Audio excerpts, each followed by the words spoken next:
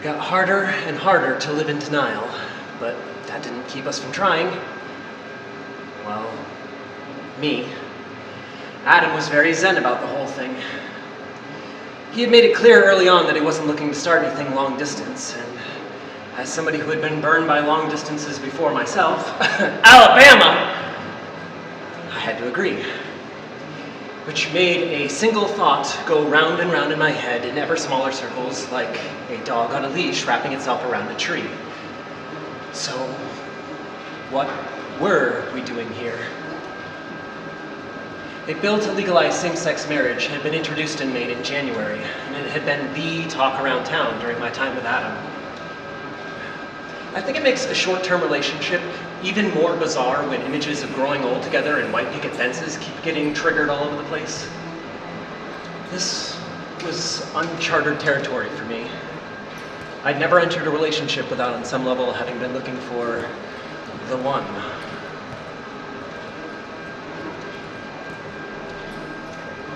I started to get clingy.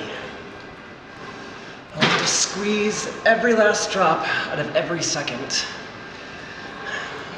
I was so aware of every moment that we spent together that it made it impossible for us to just enjoy them. I knew what I was doing, and I couldn't stop. Adam, being a fiercely independent and logical guy, tried his best to be accommodating while detaching from his Portland life and getting ready for the move. I was not making it easy for him, especially with all of my messy, artisty feelings and questions. Like, if there's no future for something, what's the point? And would I just be expected to go back to my old life as if nothing had ever happened?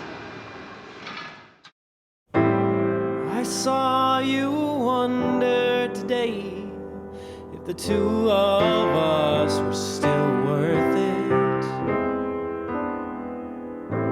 Nothing was said, but that look in your eyes was somebody praying for an exit.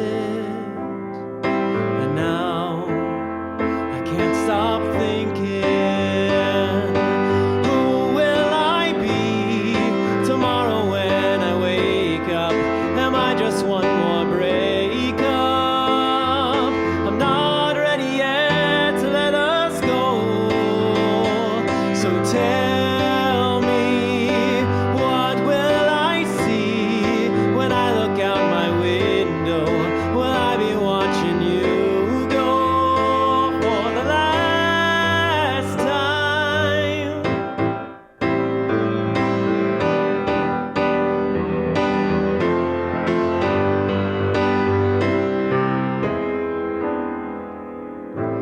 I know we were never built to last, but I didn't picture this for the ending. I know you wondered if I was strong enough, but I was so damn good at pretending. And now the time has come and you're leaving. Who will I be tomorrow when I wake up? Am I just one more breakup? I'm not ready yet to let us go.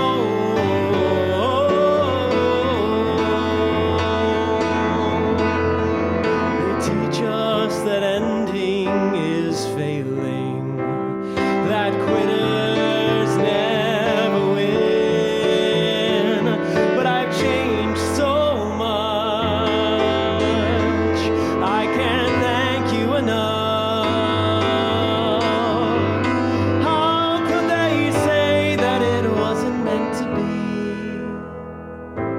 I wouldn't trade our time for all the world, even if this is our final exit.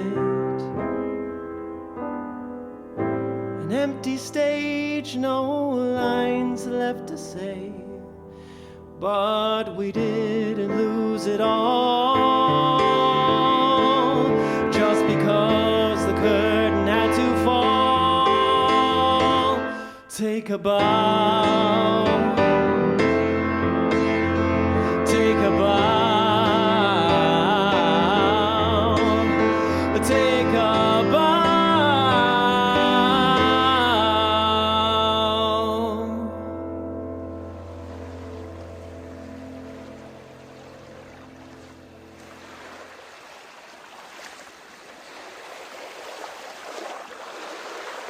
Our last day together was a Saturday. It actually started off with a memorial service for one of my favorite members of the church choir I conducted. I directed the service, and Adam came and sang in the bass section. Her name was Dale, and she was 89 years old.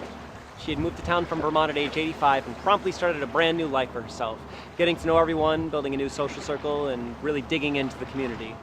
In 4 short years, she had more friends than some people who had lived there for 20. The memorial service was packed.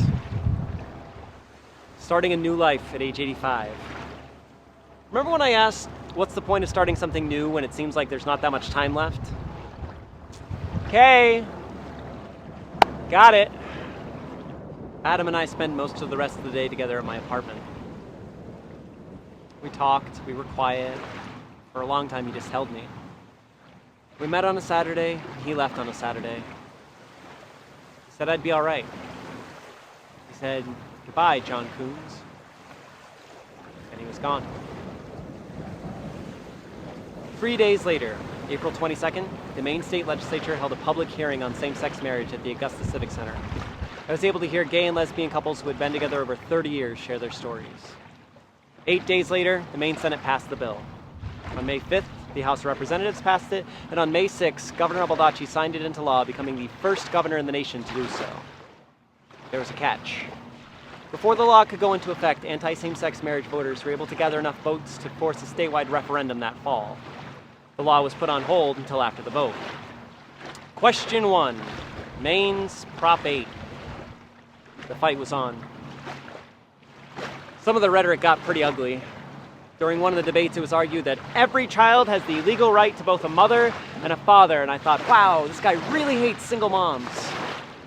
I tried to picture what it would be like to hear those words as a 6-year-old.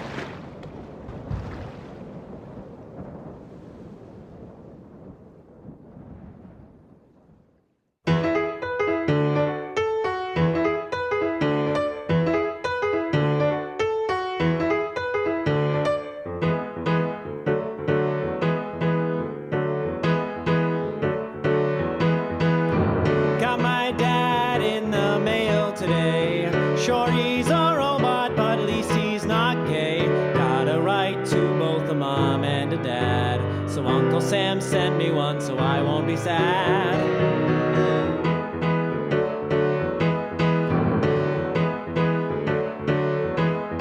So what if I plug him in at night?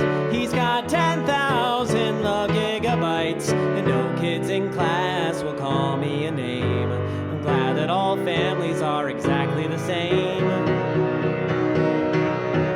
'Cause who wants 2 moms anyway? Clearly they wouldn't know the way to raise me up right, or show me enough love, or talk about God, or give me enough self-esteem. You know what I mean?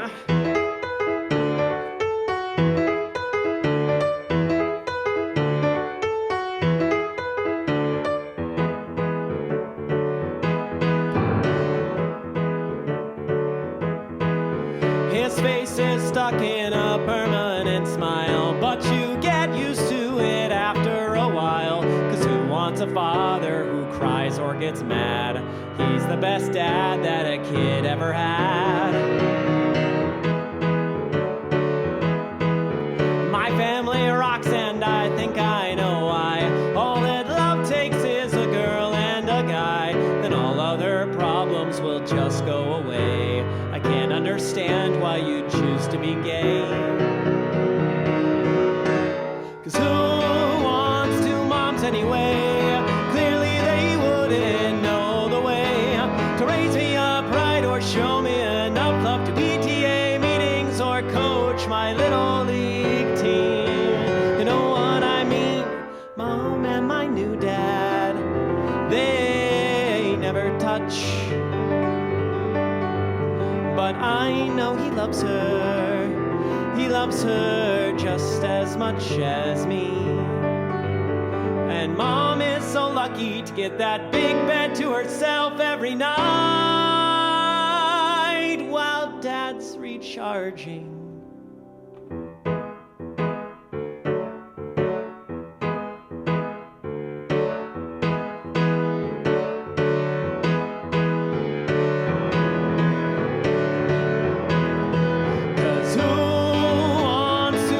Anyway, clearly they wouldn't know the way to raise me up right or show me enough love or hate the right people or buy country music or live in the fear that we put so much work into. I'm so glad to know they're other than my mother had the smarts to tell her what was best for me.